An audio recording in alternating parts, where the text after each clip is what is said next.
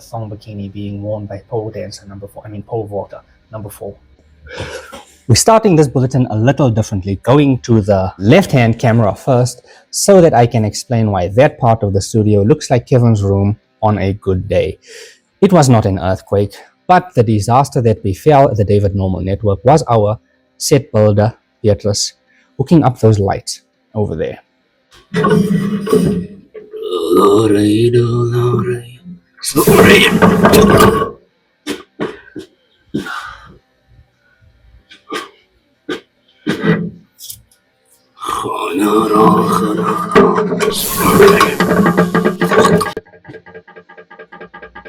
But because they kept shorting, he is now changing the fittings to B27s or E22s or whatever he said, because apparently Anders moet jy van hierdie piepie ligte koop en hulle benodig op ballas. So, yeah.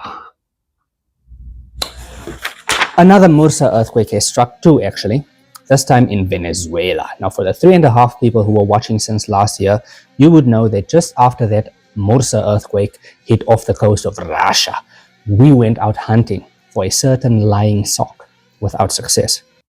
I told Kevin I was there when it happened, and there wasn't a fat Russian lady anywhere near the epicenter. You were there? No. And once again, the same lying bastard of a sock was spotted in the BRV soon after the recent quakes. The family. Now, I was ready once again to go out hunting for Professor Toeface, if that is his real name, because he lied to me. And I am the only person that can lie to me when I tell myself that I am a mentally stable individual. But then my brother said,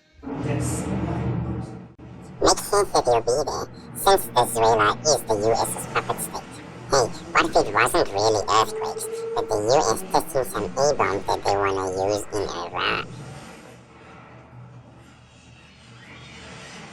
So I thought 2 birds with 1 stone. Get rid of Kevin for a few weeks and get info on the sock by sending Kevin to hunt for Professor Toeface. Why are you sending me in a guitar case, bro?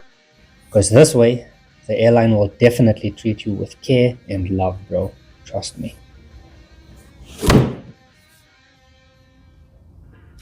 On to some sports news. The pornography industry has drawn a proverbial line in the sand of the long jump pit because apparently viewers were seeing enough booty from watching athletics.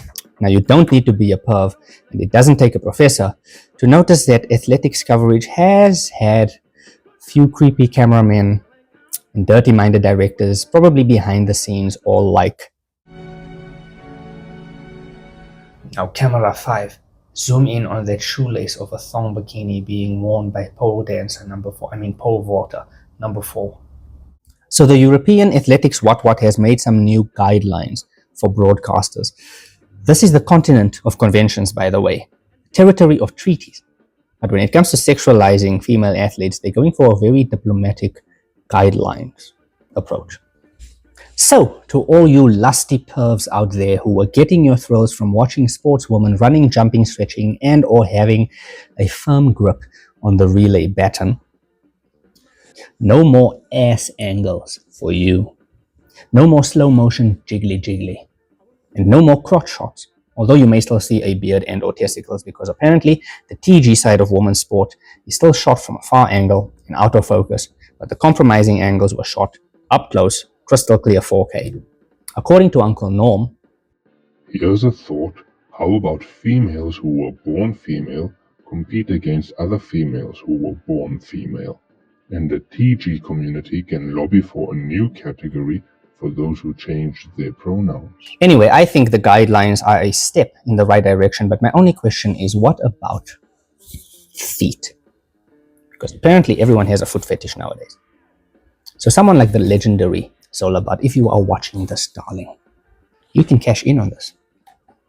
Do a comeback fun run for charity, but for the love of God, run alone and don't run in autumn, because we don't need another fall incident. A few laps barefoot around the track. Make sure the broadcasters get real good close-ups of that mooi Twinkies of yours. And remember to tell them you got the idea from the David Normal. Maybe Uncle Normal Petrus can contact her. The David Normal Network.